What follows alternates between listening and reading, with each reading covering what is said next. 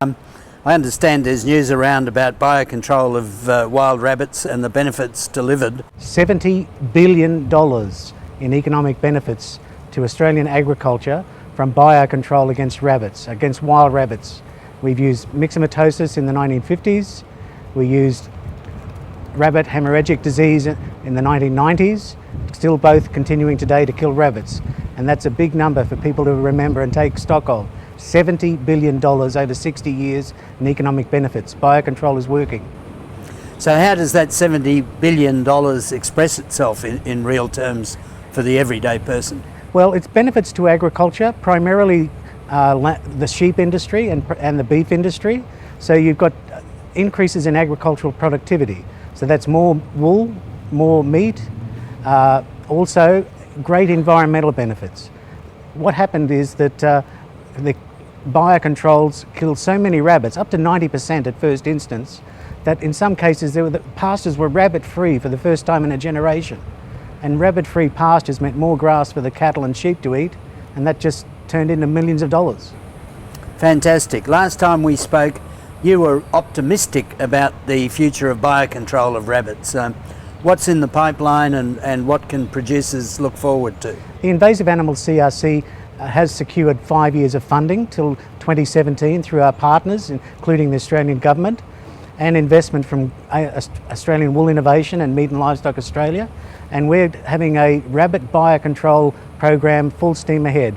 It's going to be looking at rabbit hemorrhagic disease again, but we're importing a new virus. We're testing that virus in the laboratory. We're going to be using the natural aspect of viruses to mutate, but we're going to accelerate that mutation in the library so the virulence of RHD will be always a step ahead of any resistance the rabbits have in the environment. Well, it's a grand picture. Briefly, wild dogs. Wool Producers Australia have taken a step forward and in partnership with government and other agencies has announced a wild dog control strategy program.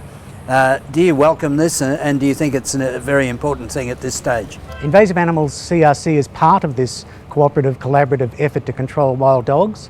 We're one of the many industry, government and other partners in this endeavour. National Wild Dog Facilitator is a key mechanism to coordinated wild dog control across the country. We control wild dogs across boundaries. So that means across farm boundaries, across council boundaries, across state boundaries. We operate at a national level, and Invasive Animals CRC is the right organisation to be involved, to bring the research expertise to that important endeavour. Well, indeed. So then finally, with other invasive pests and the impressive portfolio that you manage, what's news? Well, right now, with wild dog control, we have alternative toxin, PAP. It operates differently to 1080. It will never replace 1080, but this PAP toxin we can use to control wild dogs, we can use it to control foxes. And we've got the registration process in train as we speak with the Australian Pesticides and Veterinary Medicines Authority, and it'll take its time, whether it happens this year or next year or whether we have to go back and do some further research. We're still confident that this PAP toxin will be available sometime in the future to give people a choice when aiming to control wild dogs and foxes. That would be particularly useful in city areas because there's an antidote to PAP in case the pet or the farm working dog got accidentally poisoned. But if you're targeting wild dogs and foxes, we've got the right poison for you.